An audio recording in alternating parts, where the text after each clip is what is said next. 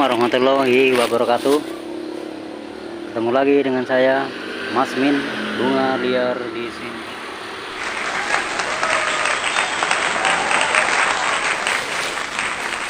Selamat pagi saudaraku semua dimanapun Anda berada. Kali ini kita berada di kawasan pemakaman umum. Untuk apa? Kita akan belajar tanaman liar atau tumbuhan liar ya. Tanaman apa itu? Sebelum kita membahas tanaman ini, jangan lupa dukungannya dengan cara like, komen, dan subscribe-nya. Kita akan masuk di area makam ini. Assalamualaikum ahli kubur wal muslimin wal muslimat.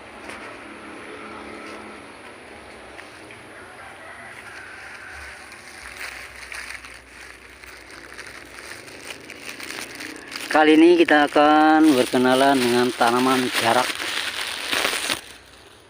Tanaman jarak ya. Di sini ada enggak ya? Kita akan carinya.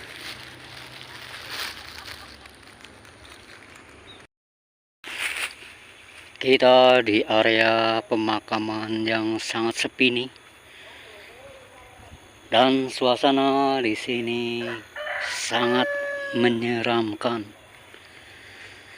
Kita akan cari tanaman jarak itu ya.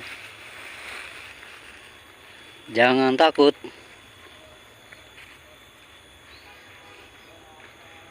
Itu dia, di kejauhan ada tanaman jarak ya.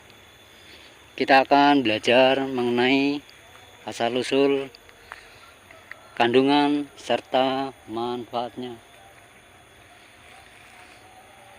Ini dia wujud dari tanaman jarak itu. Biasanya tanaman ini adanya di pemakaman ya. Umumnya berada di pemakaman. Lihat, kalau ini buah yang masih muda. Kalau ini wujud dari daunnya. Dan ini yang hitam ini yang sudah tua.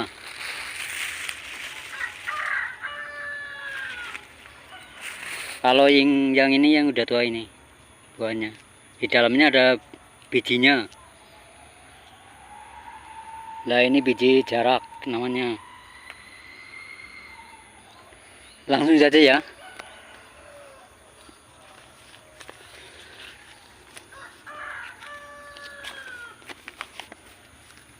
Perkenalkan, nama tanaman ini adalah jarak,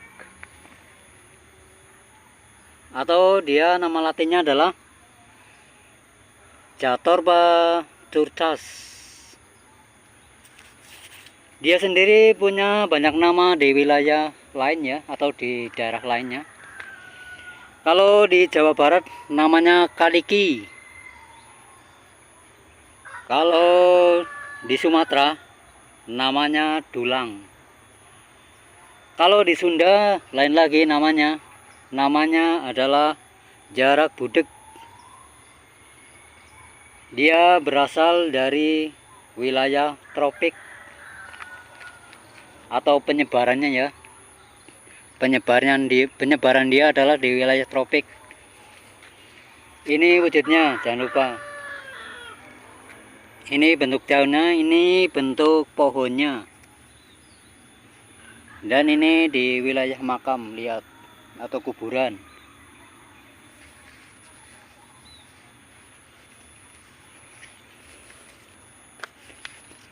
Kita akan cari tahu kandungannya dulu ya. Dia mengandung fitofarmaka, anti-inflamasi.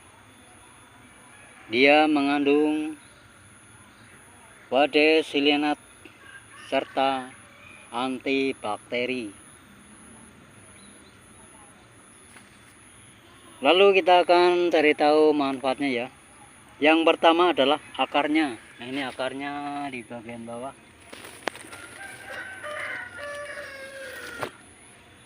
Akarnya yang kuat untuk pencegah erosi tanah. Lalu batangnya ini.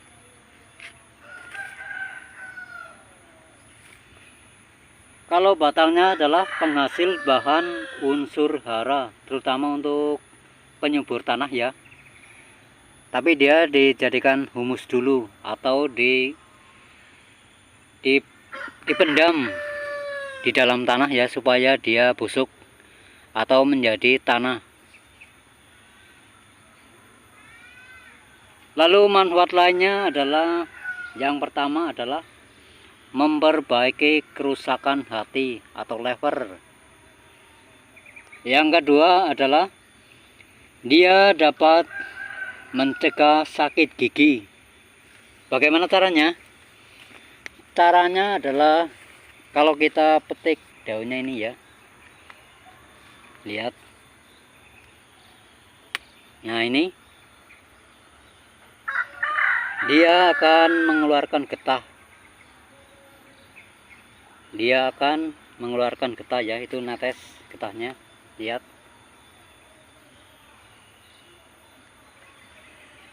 Ini yang dioleskan ke tempat gigi yang sakit ya. Getah ini yang netes ini. Lihat. Kelihatan ya getahnya. Getahnya agak putih tapi bening. Yang kedua adalah mengobati sariawan. Caranya sama. Oleskan getah maksudnya. Getah ini memakai cotton bud ya. Dioleskan ke bibir yang kena sariawan. Paham ya? Yang ketiga adalah dia mengobati rematik. Caranya adalah haluskan daun jarak, lalu ditambah air hangat sedikit ya, air hangatnya, lalu tempelkan ke tempat yang sakit rematik. Itu caranya. Daun ini dihaluskan ya, daun jarak ini, lalu dicampur dengan sedikit air dan ditempelkan ke tempat yang sakit rematik. Lalu yang berikutnya adalah manfaatnya sebagai obat kurap. Caranya adalah rendam daun jarak dengan minyak kelapa selama 1 jam ya, atau lebih. Lalu oleskan pada yang kena kurap atau penyakit kulit lainnya. Yang berikutnya adalah sebagai obat luka. Caranya sama ya. Kita oleskan getah yang tadi. Nah, getah ini kita oleskan pada yang kena luka. Lihat, netes.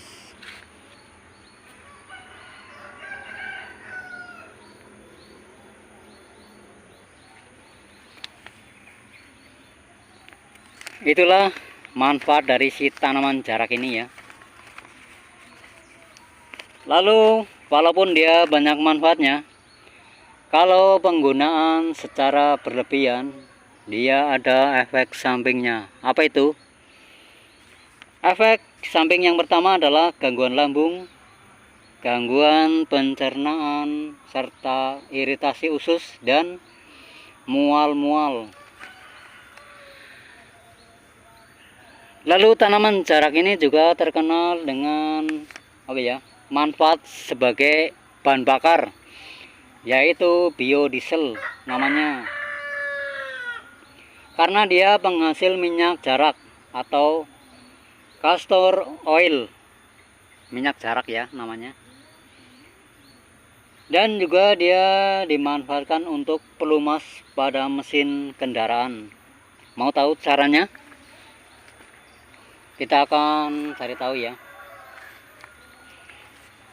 Caranya adalah kita ambil biji ini. Nah, ini adalah biji jaraknya. Caranya adalah biji jarak dijemur.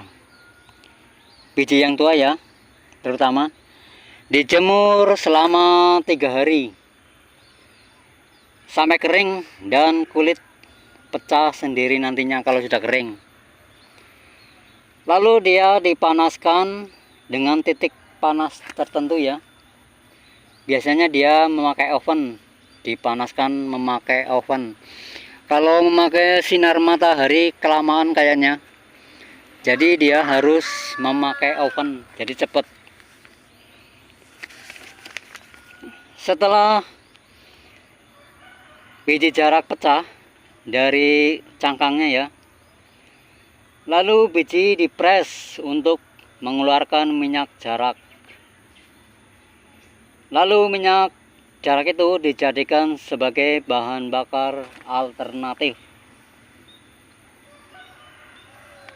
Yang perlu sobat ketahui, jarak bakar yang dimanfaatkan untuk biodiesel atau Turcas biodiesel namanya. Jarak bakar tidak beracun, tapi beda ya dengan jarak merah. Kalau jarak merah pernah aku ulas ya, dia beracun kalau jarak merah. Kalau jarak ini yang beracun adalah bijinya. Karena itu dia beda nama ya, yang beracun. Yang beracun namanya adalah Ricinus communis. Karena dia mengandung zat risin kalau tertelan atau terhirup dan disuntikan dapat menyebabkan keracunan. Bijinya ini yang beracun. Karena itulah bijinya dimanfaatkan untuk biodiesel ya, atau bahan bakar. Yang dimanfaatkan untuk kesehatan adalah daunnya, bukan bijinya ya. Itulah perkenalan singkat kita dengan si tanaman jarak bakar ini. Semoga bermanfaat, kiranya cukup sekian. Wassalamualaikum warahmatullahi wabarakatuh.